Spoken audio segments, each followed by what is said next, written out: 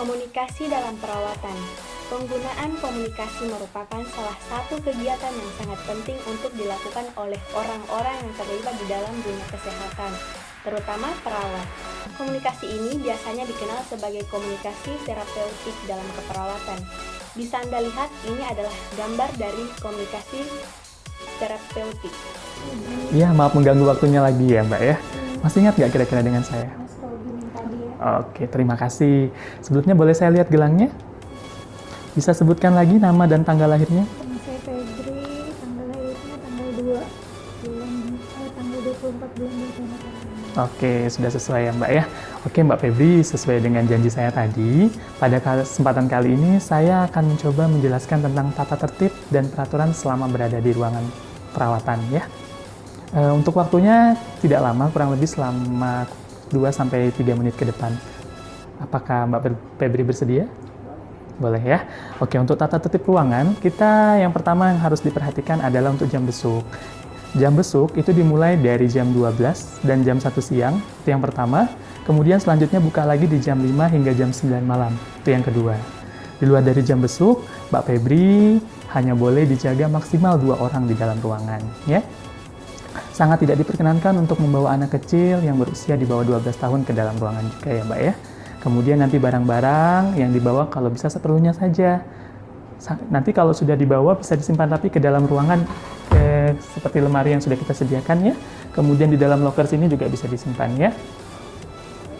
Jadi semuanya bisa disimpan rapi ya Mbak ya.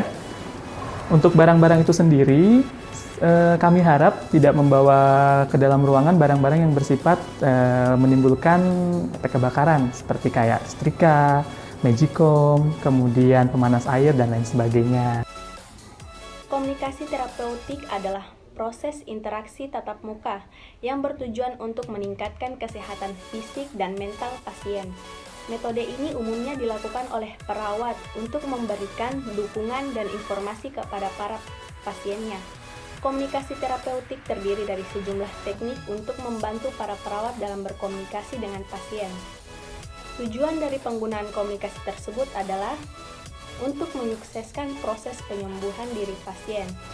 Tujuan lain dari penggunaan komunikasi dalam keperawatan ini adalah yang pertama, hubungan antar manusia atau interpersonal. Yang kedua, perhatikan siapa yang diajak bicara atau komunikasi, baik itu bayi, anak, remaja, maupun dewasa. Yang ketiga yaitu memahami teknik berkomunikasi. Perawatan orang sakit di ruang perawatan. Dalam konsep perawatan orang sakit di ruang perawatan, terdapat 2 kelompok aktivitas yang sangat berbeda, yaitu kelompok perawatan penyakit bedah dan kelompok perawatan kasus penyakit dalam. Yang pertama, perawatan di ruang pembedahan penyakit dalam. Pembedahan adalah suatu tindakan medis yang dilakukan guna mengatasi problem penyakit yang dikelompokkan ke dalam penyakit bedah. Ini adalah salah satu contoh perawatan di ruang pembedahan. Bisa kita lihat. Perawatan pembedahan yaitu segala bentuk pelayanan perawatan yang khusus diberikan kepada klien kasus bedah meliputi perawatan sebelum dan sesudah operasi. Adapun ciri-ciri perawatan di ruang pembedahan yaitu aktivitas keperawatan berjalan cepat, terkesan terburu-buru. Yang kedua, aktivitas bersifat observatif dan sebagai persiapan operasi. Yang ketiga, terapi atau tindakan maintenance hanya berlangsung beberapa hari. Yang kelima, penggantian klien relatif cepat, jarang menetap. Yang keenam, kemajuan penyembuhan relatif cepat. Ketujuh, klien sering mengetahui gejala dan tanda penyakit secara cepat sehingga mudah dideteksi. Yang kedelapan, setelah dirawat, klien terkesan sehat, tidak nampak lelah. Perawatan luka pas operasi. Alat yang digunakan yaitu alat steril dan non-steril. Adapun alat non-steril yaitu sarung tangan, kapas alkohol, bangkok untuk membuang sampah, Plaster untuk pembalutan dan perlak. Alat steril yaitu yang berisi gunting jaringan, 2 buah foam, dan kasa steril. Sarung tangan untuk membersihkan luka, Steril, alkohol, antiseptik, dan step.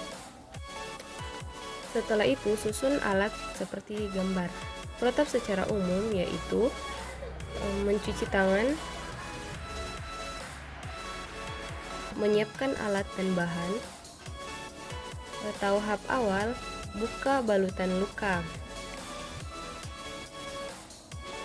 Ya, bisa kita lihat di sini contoh pembukaan luka dengan menyemprotkan alkohol, terus ditarik.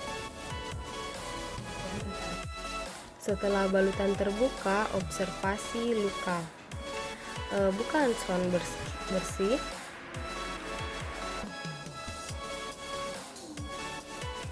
Sebelum memasang handskon steril, siapkan peralatan perawatan luka yaitu box berserta isinya yang steril, kasa steril, normal salin, dan antiseptik.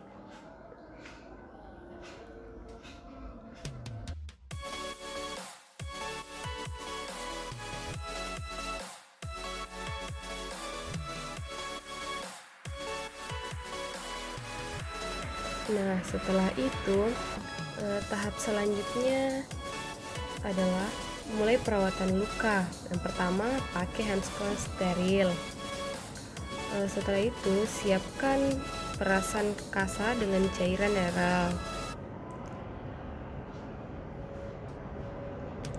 Setelah itu, kasa diperas, lalu dibalurkan ke luka. Bisa kita lihat di sini, inilah contoh pembaluran sebelum pembukaan jahitan. Bersihkan luka dengan kasa basah yang sudah diperas dan berikan antiseptik. Nah, tahap selanjutnya yaitu angkat jahitan. Rawat inap. Rawat inap adalah pelayanan kesehatan perorangan yang meliputi observasi, diagnosa, pengobatan, keperawatan, rehabilitasi medis dengan menginap di ruang rawat inap pada sarana kesehatan rumah sakit, di mana dengan alasan medis penderita harus menginap. Pelayanan rawat inap adalah pelayanan rumah sakit yang diberikan tirah baring di rumah sakit. Ruangan rawat inap berupa ruangan atau bangsal atau disebut dengan wardroom yang berisi tempat tidur dan dihuni oleh beberapa pasien sekaligus. Namun, pada beberapa rumah sakit juga menyediakan kategori kelas tertentu seperti rawat inap VIP, rawat inap VIP, eksekutif, untuk mengakomodasi kebutuhan pasien akan pelayan dan fasilitas yang lebih dari standar. Semakin tinggi kelas tersebut, maka ruangan rawat inap akan memiliki fasilitas dan pelayanan yang melebihi standar fasilitas dan pelayanan kelas biasa. Tata cara perawatan di ruangan rawat inap. Klien yang baru masuk ruangan perawatan diperlakukan sebaik-baiknya dengan komunikasi yang memuaskan, penerimaan, dan penghargaan sesuai martabatnya. Hal ini menjadi pangkal keberhasilan menjalin hubungan, baik secara interpersonal. Hal-hal penting disiapkan dalam menerima klien baru, yaitu yang pertama, menyiapkan ruangan seperti tempat tidur, meja kursi klien atau keluarga, lemari pakaian, kamar mandi, atau toilet. Yang kedua yaitu berkomunikasi dengan klien dan keluarga. Yang ketiga yaitu orientasi ruangan. Yang keempat yaitu orientasi lingkungan atau sarana yang ada, seperti apotek, ruangan ronsen, poliklinik, laboratorium, UGD, kamar operasi, musola, tempat cucian atau jemuran, dapur, dan lainnya. Yang kelima yaitu perlengkapan administrasi. Yang keenam yaitu peraturan dalam perawatan, seperti perawatan secara umum, perawatan luka, kunjungan klien, visit dokter, pemeriksaan penunjang, jam makan, dan lain-lain.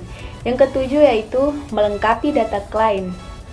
Yang ke-8, memberi informasi tentang perawatan kepada keluarga klien.